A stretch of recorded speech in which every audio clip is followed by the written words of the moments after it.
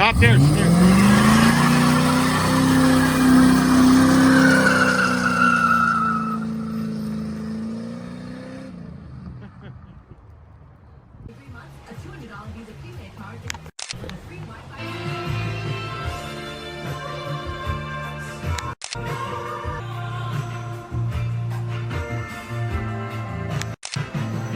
Hey, how's everyone doing? We're back working on the Corvette here. We're doing a radiator. Here we go. We got the new one in, the old one out. And this was really pretty easy. It took off, I'd say 15-20 minutes to get this out. I got a little bit of rubbish in here. Wasn't as bad. I didn't think it was this bad, but it does. I did stick a borescope camera in here at one time to see what was in here. And I didn't see this. I guess I didn't stuff it down there low enough. I don't know. So yeah, we got this out. Easy. That's an easy job to do. One thing I'll note on this, when you're getting out the bottom transmission line, someone hacked mine up over here. Going through right here. That's how you get the bottom transmission line.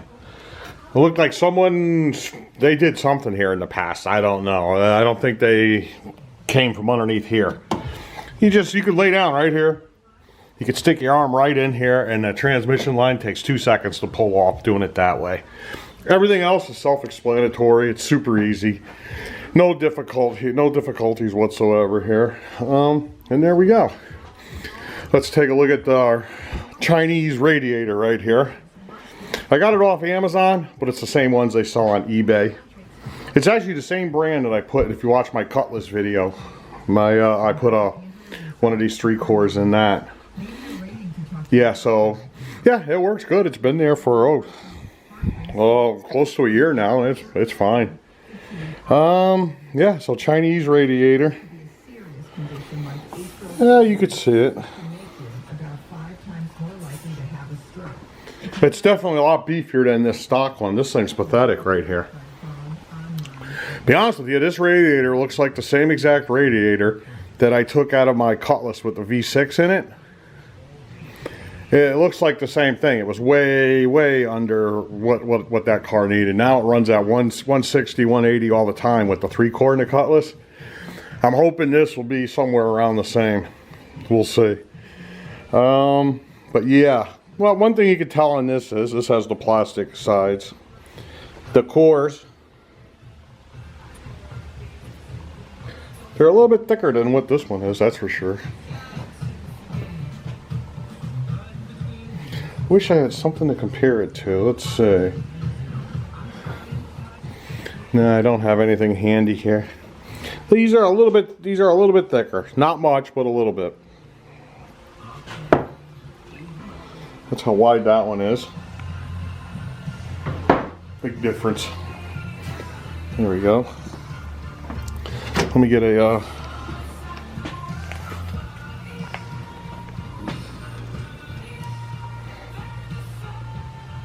so it's right on 2 inches thick.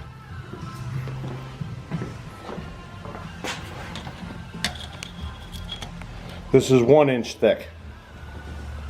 It should fit in the same spot too, that same cap too, because there was plenty of room left over in that thing. So 1 inch, you're getting twice the thickness here, and you're getting metal tanks on the side. So I'm going to go with the Chinese one here. This was, I think, I don't remember, $160, $200, something like that. On Amazon, it's the same one they saw on eBay for $142, $145, somewhere in there. So it's basically a eBay radiator. We're going to give it a try. I mean, I'll try this thing out versus, let me put this back. We'll give this thing a try and see how she goes. And one of my Cutlass works fine. I'd rather buy a nice Be Cool or made in the USA one for sure. But you're looking at $500-600 for one of those. And I could, in the next 5 years, 10 years, I could buy 3 of these, wear them out, and I'm still going to be less than, you know what I mean, than one of those better quality ones are. I don't know. It depends on how you want to look at it. I'm going with this right now. Maybe one day we'll upgrade to a good quality made in America, but for right now we're going to go with this thing. Yeah, so hey, it looks okay. If it does anything like the one I put in my Cutlass, I'm going to be happy with it. And yeah, should fit underneath this shroud easily. And I'm just going to clean this up right now. We'll get it all installed. There's really nothing to show you. It just drops right in. Hook up the 2 transmission line, the 2 hoses, and that's it. You're done. And the fan back up. It's all self-explanatory to anyone that's never done this before. So nothing difficult. There's one thing on this radiator. I don't know what this is. I tried blowing through this to see if anything came out of this, and nothing did. So I really don't know what that is. I guess I'll figure it out. Alright, so let me get this installed and we'll come back to it. Alright, bye-bye. Alright, just take a few seconds for a little update. This actually goes into here. So if I blow into this, it comes out here. So obviously this is for some kind of water passage, whatever that, I have no idea what that's for. This is the overflow tank right here, which this wouldn't be for. So I'm just going to cap this off with something, I don't know. Stick a hose on there with a clamp with a, I don't know, I have to figure that out still. We'll figure it out though. Alrighty, bye-bye. Alright, we're back here.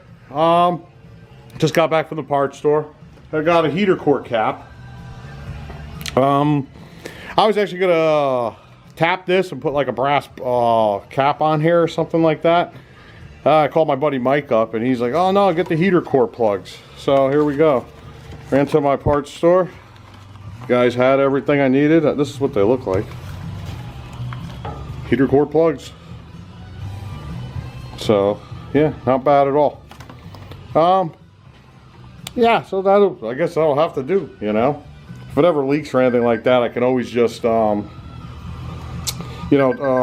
this and put a bolt in, blah blah blah, put one of these caps back over it. We're good.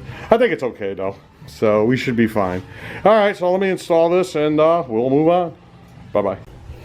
Alright, I just want to note one thing on here for someone that goes to do this. Probably goes with any radiator.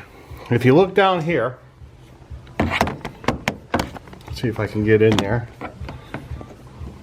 You see right here,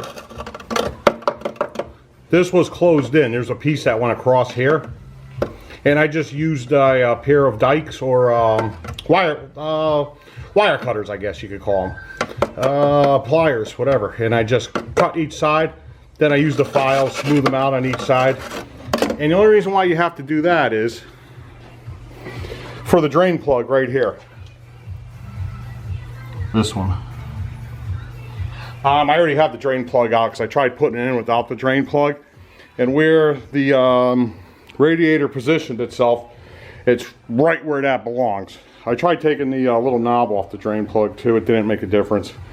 So yeah, that's just something to keep in mind.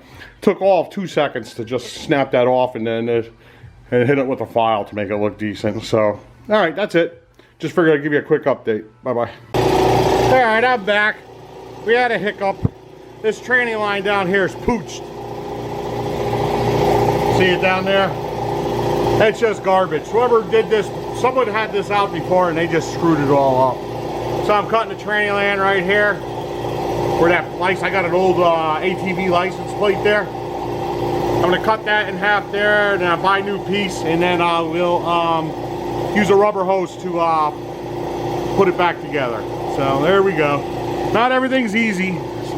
Running the setbacks once in a while, but we're still at it. So that's it for now. Bye-bye. Alright, how's everyone doing here again? I'm back here. We're updating.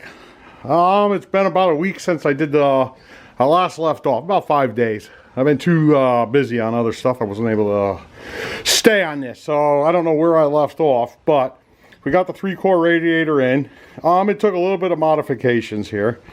You have to cut these open a little bit in order to get that on. Both sides, down and the lower.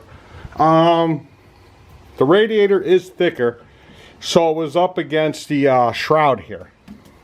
So if you look in here, I had to put, what are those things called? Those pull things. They go on a transcooler. I actually have a transcooler right here, a brand new one. So I just opened it up. It's these things right here. And I opened it up and I stole them out of there. So that fixed that problem.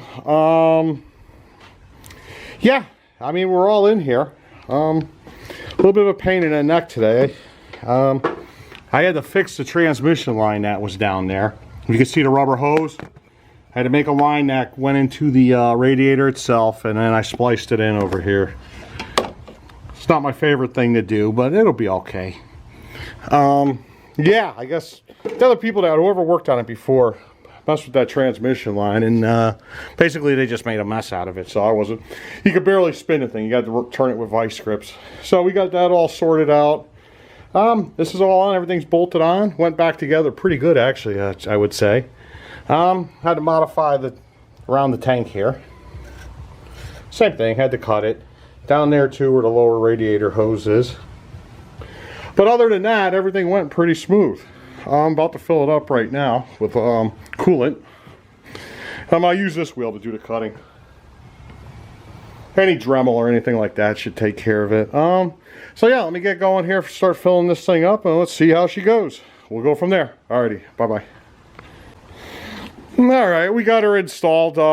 It's filled up right now. Just wanted to show this real quick. When you're doing this, you want this to be higher than the motor. So I use one of these, and it does leak out through the seal here. But it holds it up. The leak is slow enough that it'll burp the system. And you just rev it up a few times, and then it bubbles out, and you're good. But I have a bigger problem. Let's get underneath here. So anyways, the radiator's done. We're good there. But when I replaced that transmission line, I must have caused a leak over here. Let's take a look here. Some knucklehead. You're not going to believe this. I don't know if you could see that. You see that? It's leaking transmission fluid right here. And I must have disturbed this when I spliced in over there. But there's freaking glue on the transmission line. Or some kind of, I don't know. It's not RTV because it's rock hard. So I have no idea what this is. Somebody literally glued the transmission line on this thing. Like I said, a real hack had this car before, or did or whoever the person was that owned it, whatever garage they took it to. So now, when I started it up, it was just pouring straight down. So much for driving it tonight. We're going to end the video here with this, and I'm either going to order a transmission line or just freaking, what do you call it, bend one up and throw it on. It's not that easy to get to. So, let's see if I can get this up here for you guys. See him up there? Yeah, that's going to be fun. So who knows, I may just cut it there, put a splice in it, and do it. Next time if I ever blow up the transmission, I'll just put another transmission line in. I'm honestly not sure what I'm going to do. But, yeah, that's a real pain in the neck right there. So, okay, yeah, we're just going to leave it at that. Radiator worked pretty good. She's all filled up, ready to roll. Yeah, not bad at all. So, yeah, let's just end it at that. And, yeah, I highly recommend the 3-core radiator. We're going to take it for a ride and find how she runs. But this video is long enough right now. So we'll leave it at that. Alrighty, bye-bye.